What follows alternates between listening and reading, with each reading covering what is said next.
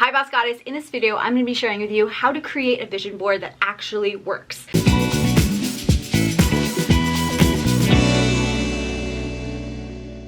This video is for you if you've created a few vision boards and you're wondering, why isn't this working? What's not happening for me? Or maybe you're about to create a vision board and you want to create it with even more intention and have more momentum and velocity behind it so that you can get excited and be confident about it.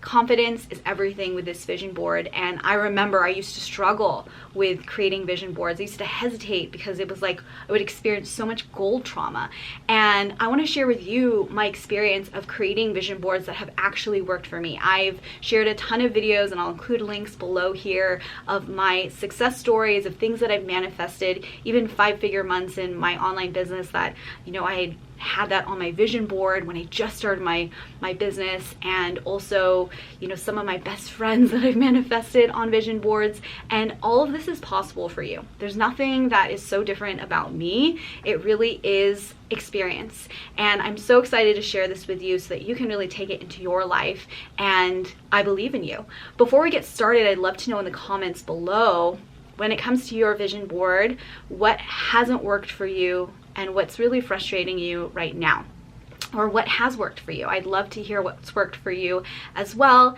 and let's just get straight into it. So the very first thing when it comes to creating a vision board that actually works, that I have noticed in my own personal vision boarding, is you got to make it personal. You got to make it so personal. I used to just cut out big houses or like living rooms that I would like, and I would put them on my vision board, and that's great, you know, like there's nothing wrong with using photos from magazines, but you got to know why. You got to know, why is this house so me?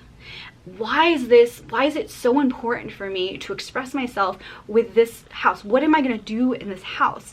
The more you create this story and create a personal connection with the visuals that you're cutting out or that you're printing and putting on this paper, the more the neural pathways in your mind when you see it are going to connect and inspire you to take action. So what I like to do is, now what I've really started to do is, I don't just cut out any house. If I do, then I cut out a house and I start to visualize, you know, who would be there with me? What would I be doing there? Would I be hosting events? You know, do I want a big backyard where my dog Lebowski can play? And so, you know, if you do, then I would cut out a picture of Lebowski and put him in my backyard on my vision board. The more layers of visualization that you have for your vision board and making it personalized to you is not only going to send out this frequency to the universe that you know what you want and you know why you want it, but that it can actually deliver. And specifics are huge when it comes to visualization, and also generalizations help in those times of resistance, because sometimes we get really attached to the details, but really this is this dance that we get to play with the universe to grow into the person that our soul is really seeking to be. And so that's the very first one. Make it personal. The second thing that you gotta do if you really want this vision board to work is you gotta make it emotional. You gotta tap into your emotions when you're creating this vision board. If you've already created a vision board, what you can do is you can look at that vision board and you can start to tap into the emotion around it. Maybe you didn't conjure up or you didn't really tap into when you first created it.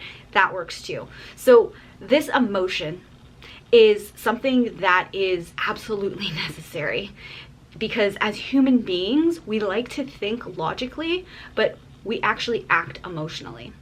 And so it's this emotion that we have to understand and tap into to allow us to continue to show up for what's on our vision board. And so you can create a sacred space, put on some, you know, inspirational music when you're doing this vision board, and I really invite you to close your eyes. Again, bring yourself to that visualization and bring in the emotion. What is it that you're going to feel when you achieve what's on your vision board, when you step into being that person? And it's not just about you. Who else are you going to impact? Who else is going to be impacted by you really stepping into what it is that you want in your life? Is your mom going to be affected? Is your dad going to be affected? Are your children going to be affected? Is your community and the world, a cause that you care about, going to be affected? And tap into that emotion and what that would really, really feel like. Relief. It would feel like joy. It would feel like just freedom. All of these emotions are what activate action time and time again, and it's a multifaceted crystal that you're going to be looking at. So the very third thing here that I want to share, if you want to make this vision board work for you, is you've got to make it a launching point. It can't just be something that you put together with so much love and attention, and maybe you spend hours on it and you put it on a wall and then you're just sitting there waiting for it to happen. It needs to be a launching point for you to actually strategize. Yes, I said the word strategy. And strategy, if you're scared of that word, all it means is creating intention. All it means is creating a contract with yourself that this isn't just what you're talking about. This is how you're living your life.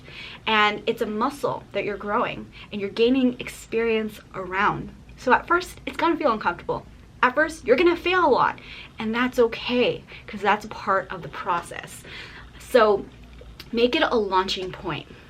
Have a 90-day action plan of what you're going to do, how you're going to show up in your life to actually meet that vision. Because all this dream board is really doing for you is it's setting a destination point. It's actually setting a frequency that you get to show up for and actually become that person. It's like filling the shoes, right? You got to grow into that shoe.